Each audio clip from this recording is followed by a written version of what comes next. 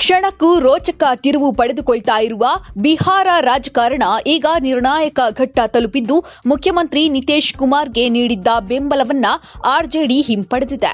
ಇದರಿಂದ JDU RJD ಮೈತ್ರಿ ವಿದ್ಯುಕ್ತವಾಗಿ ಮುರಿದು ಬಿದ್ದಿದ್ದು, ಮುಖ್ಯಮಂತ್ರಿ ನಿತೀಶ್ ಕುಮಾರ್ ಸದನದಲ್ಲಿ ಬಹುಮತ ಸಾಬೀತುಪಡಿಸುವಂತೆ ಡಿಸಿಎಂ ತೇಜಸ್ವಿ ಯಾದವ್ ಅವರು ರಾಜ್ಯಪಾಲರಿಗೆ ಪತ್ರ ನೀಡಿದ್ದಾರೆ. ಪಕ್ಷದಿಂದ ನಾವೆಲ್ಲ ಇದ್ದೇವೆ ಹೊರತು ನಮ್ಮಿಂದಲೇ ಪಕ್ಷ ನಡೀತಾ ಇದೆ ಎಂಬುದು ಮೂರ್ಖತನ ಎಂದು ಗ್ರಾಮೀಣಾಭಿವೃದ್ಧಿ ಮತ್ತು ಪಂಚಾಯತ್ ರಾಜ್ ಸಚಿವ ಪ್ರಿಯಾಂಕ್ ಖರ್ಗೆ ತಿರುಗೇಟು ನೀಡಿದ್ದಾರೆ. ಸಹಕಾರ ಸಚಿವ ಕೆಎನ್ ರಾಜಣ್ಣ ಅವರ ವಿವಾದಿತ ಹೇಳಿಕೆ ಕುರಿತಂತೆ ಸುದ್ದಿಗಾರರೊಂದಿಗೆ ಪ್ರತಿಕ್ರಿಯಿಸಿದ ಅವರು, ಎಲ್ಲರೂ ಪಕ್ಷ ಚೌಕಟ್ಟಿನಲ್ಲಿ ಶಿಸ್ತನ್ನ ಪಾಲಿಸುವುದು ಅನಿವಾರ್ಯ ಎಂದಿದ್ದಾರೆ.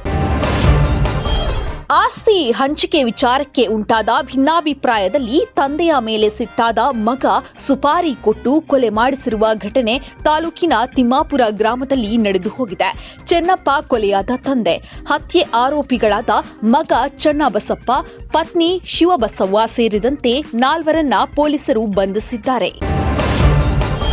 21 ವರ್ಷದ ಮಹಿಳೆಯೊಬ್ಬರು ಸಾಮಾಜಿಕ ಮಾಧ್ಯಮದಲ್ಲಿ ಪರಿಚಯವಾದ ಮತ್ತು ಸ್ನೇಹ ಬೆಳೆಸಿದ ವ್ಯಕ್ತಿಯೊಬ್ಬ ಮಾದಕ ವಸ್ತು ಸೇವಿಸಿ ನಂತರ ನನ್ನ ಮೇಲೆ ಅತ್ಯಾಚಾರವನ್ನ ನಡೆಸಿದ್ದಾನೆ ಎಂದು ಆರೋಪಿಸಿದ್ದಾರೆ.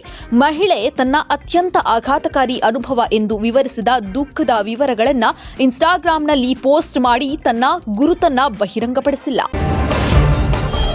ನಮ್ಮ ಮುಂದಿರುವ ಗುರಿ ಲೋಕಸಭಾ ಚುನಾವಣೆ. ಈ ಚುನಾವಣೆ ಬಂದು ಮುಗಿಯುವವರೆಗೂ ನಾವು ವಿಶ್ರಾಂತಿಯನ್ನ ಪಡೆದುಕೊಳ್ಳುವಂತಿಲ್ಲ.